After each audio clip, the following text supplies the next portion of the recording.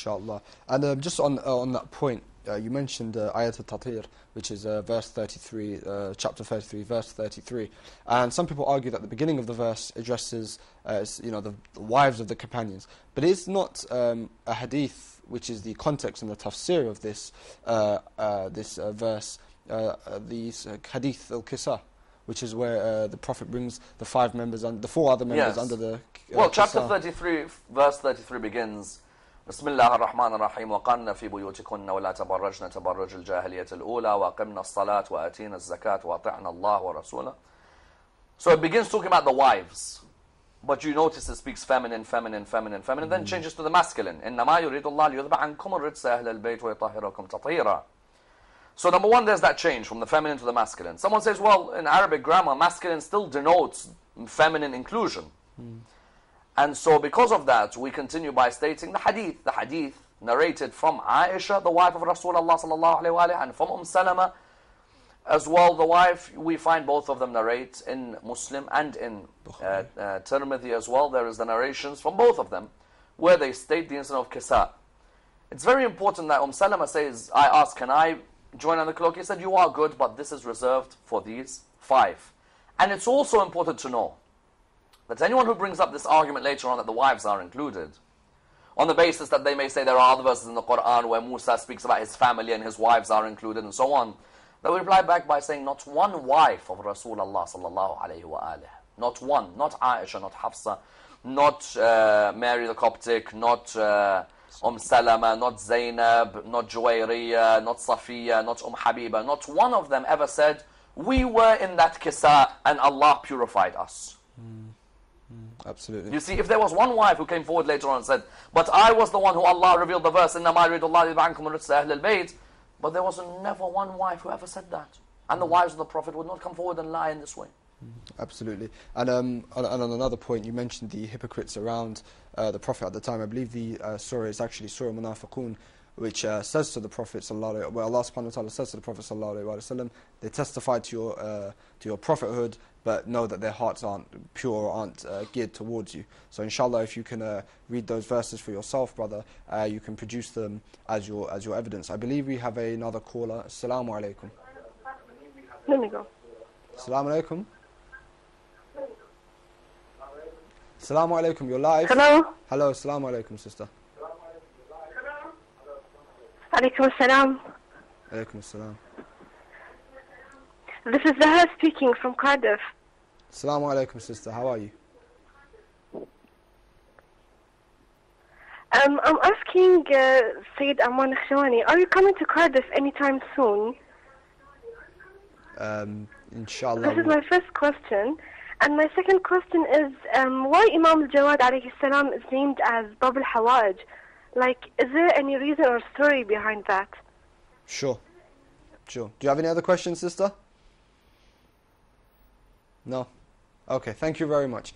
The first question is, will you be visiting Cardiff anytime soon to be lecturing, inshallah? Well, there isn't anything planned anytime soon, but if you go on my website, on sayyidAmmar.com, it normally keeps you up to date with all of my lectures and appearances. So just keep checking the site and it'll tell you if there's anything coming soon. Inshallah. So that's sayyidAmmar.com. Inshallah, sister, you'll be able to keep up to date with Sayyid Ammar's movements and his future lectures. And the sister had another question, which is the title of Bab al-Hawa'ij. Why was he given this title and what does it mean? Well, Bab al-Hawa'ij is really, the meaning is the door to our needs, in terms of Allah subhanahu wa ta'ala being the one who answers the needs of the human being, but that sometimes the human being may ask Allah through an intermediary. It's interesting to note that there are earlier individuals before Imam al-Jawad alayhi salam who are given this title. For example, you find Abu Fadl al-Abbas, the brother of Imam al-Hussein alayhi salam, is given the title Bab al-Hawa'ij, and Imam al-Jawad alayhi salam's grandfather, Imam Musa ibn Ja'far, is the most famous person to be given this title. Really, it relates to incidents where they were able to help individuals who were in very difficult circumstances. In terms of Imam al-Jawad, there is a famous incident about a companion by the name of Ahmad ibn Hadid, who was on his journey towards Hajj, and him and his caravan had been robbed of a certain amount of money. they decided that Allah subhanahu wa ta'ala will answer their need if they went to the family who Allah reveres and who Allah has praised, and that is the Ahlul Bayt. So Ahmad ibn Hadid narrates that when we went to Imam al-Jawad, we had told him that we were in a predicament, we were on our way to Hajj. The amount of money he gave us was the exact amount that had been stolen from us. Imagine, you come to me and you say to me that there's been an amount that's been stolen from you for a ticket. I don't even ask you how much. I just say to you, here, take this amount. And it's exactly £2,161, for example. So Ahmad bin Hadid here sees the Imam as Bab al-Hawa'ij, that I've come to him in a predicament and he's answered me straight away. This is one of the reasons the title was given. Thank you very much. Inshallah, I think it's time for a break, but when we come back, I think we want to carry on the discussion regarding Yahya bin Athqam. And as you mentioned, there was a build-up. First, the Imam was tested by his own Shia, and then later on, obviously, he's going to be put in front of many people at a young age and the top scholars to come up against the Chief Justice of Baghdad. So, inshallah, we'll be able to discuss that more after this break. I'd like to remind viewers that we're going to a quick break now, but that this is a live show. So, inshallah, if you call back after the break, the number is 0208 900 1741, and inshallah we can answer your questions. And inshallah, if you can, try to keep them as close as possible to the topic of tonight, which is the life of Imam al-Jawad alayhi salam. And so inshallah you'll join us after this very short break on the 20th hour. So assalamu alaikum. اللهم صل على محمد وآل محمد اللهم صل على.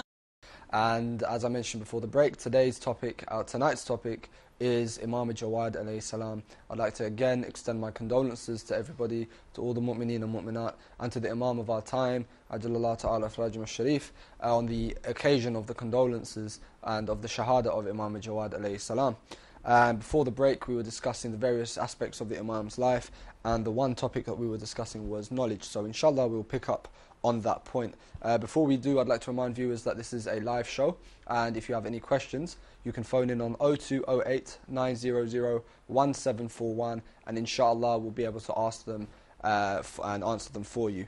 So Sayyid Ammar, thank you and welcome back. Before we went to the break, we were discussing the concept of knowledge, and there were various occasions where the Imam has been tested, because obviously Imam has reached him at a very young age, and at an age that perhaps other Imams weren't that young. They were in their 20s, as you mentioned, or even in their 30s. So the Imam is 9 years old when he becomes the Imam. He's gone through various tests, and one of them is in a gathering with many scholars with a man named Yahya. Could you just tell us more about this gathering and the questions that the Imam was asked? Well, this was arguably the most famous gathering in the time of al-Ma'mun al-Abbasi after Imam Ali ibn Musa al-Rada had passed away. You find that once he's announced that his daughter al-Fadl is going to marry Imam al-Jawad alayhi salam, or that, let's say, they've been put together, the chief judge of Baghdad, and who was also the chief judge of the Abbasids, comes forward and states, well, what makes you think this person's so special? So he said to him that, you will never have seen a 9-year-old be able to answer questions on jurisprudence like this young man can. So he said, let's have a big gathering. So Al-Ma'mun said, bring whoever you want. He said, okay, reserve for me 900 seats. I'm going to bring 900 of the top scholars and the top noblemen. I'm going to bring them, and I want them to ask him questions. But I'll be the first to ask. Now you imagine, let's say with an Imam like Imam Ali ibn Abi Talib alayhi salam, with an Imam like Imam Ja'far al-Sadiq alayhi salam, the periods of their tests of their knowledge, let's say, were in their 30s and their 40s and their 50s. With Imam Jawad alayhi salam, really, he's thrown in the deep end from a young age, from the age of 9, and he's in this daunting palace, and they're all sitting down, and the noblemen are sitting down, the scholars sitting down, and Yahya bin Aktham stands up, and he looks at him. He says, young man, answer this question for me. He said, what is it? He said, what's the kafara? What's the penalty for someone who hunts while they are in the state of ihram? So let's say for many of those who've been to Hajj or been to Umrah or know people who have gone just now, you'll know that there are those people who wear the ihram, that white cloth we see many times on the television, which pilgrims wear. So he asked him the question, which was a jurisprudential question, that what's the penalty for the person who hunts while they are in the state of ihram? Now, if you look at that question, you think to yourself, a 9-year-old? But this family, the family of the Prophet ﷺ, these people, Allah subhanahu wa ta'ala not only allows them to inherit knowledge, but inspires them with knowledge as well. You see, you may have a situation which is known, or a concept which is known as ilham, where Allah inspires a particular individual with knowledge. As in, it's no surprise that Musa's mother may be inspired with knowledge, or Jesus' disciples may be inspired with knowledge, and they are not seen as being infallible or prophets. So likewise, with the school of Ahlul Bayt, one form of gaining knowledge is by inheriting knowledge from your father and his father and his father, or you may be inspired there and then with what is known as immediate knowledge. He asks him, what's the penalty for the person who's wearing ihram and they hunt? So Imam al-Jawad, 9 years old, turns around and says to him that, was the person young or were they old? Was he wearing the ihram of Hajj or an Umrah? Was it a male or a female? Was it a free man or a slave? Was it a wild animal or a normal animal? Within Mecca's vicinity or outside Mecca's vicinity? In the daytime or in the night? This person looks at him, he says, sorry? He said, well, your question can be looked at from a number of angles. He said, because your question is asking me about penalty, pilgrimage, and hunting. So I've got to look at different solutions jurisprudentially. He said, but you're 9 years old. He said, but each one of these has an answer. If it's in the daytime, this is the answer. If it's in the night, this is the answer. If it's a wild animal, this is the answer. If it's a normal animal, this is the answer. In Mecca, this is the answer. Outside of Mecca, this is the answer. If it's young man, this is the answer. If it's older man, this is the answer. If he's, and he kept on going. And he looked at him and he said to him, oh my God, I don't know. I've never seen anyone who's been able to give me this many conditions. So you find that the Imam, in front of this whole gathering, they are in awe. They've never seen a person at that age. Now someone may say, this is impossible. You can't have someone at that young age. We see in our communities today, in certain Islamic countries, that there are certain people who can memorize the Quran at an unbelievably young age. As in that young child, the Taba'i child who had come from Iran, you find that the kid had memorized the Quran, where he answers in Quran. Yeah. He answers with the Quran. So I remember when a group of journalists had come to this child and they said to him, the journalists had come and said, what advice do you give us journalists? And he replied, Bismillah ar-Rahman ar-Rahim, Ya ayyuha alladhina amanu in ja'akum fasiqun binaba'in fatabayyanu an tusibu qawman bijahalatin fatusbihu ala ma fa'altum nadimin. O you who believe, when an evil man comes to you with news, verify the news. The journalists started laughing because they're like, this kid's like 4 or 5 years old. And he's answered us with a verse which is specific to journalism. That when you hear a rumor, make sure you verify that rumor. And how many times we hear a rumor, this club's going to buy that player, and that club's going to buy that player, and this guy's unhappy with his contract, and so on. Now this Taba'i child, when people saw him, when the royal family of country X or the royal family of country Y invited him, they said, this is miraculous. When you tell them that we have an imam, by the name of Imam Muhammad ibn Ali Jawad, who was answering questions like this, they said, this is impossible, the Shia are going too extreme in their beliefs.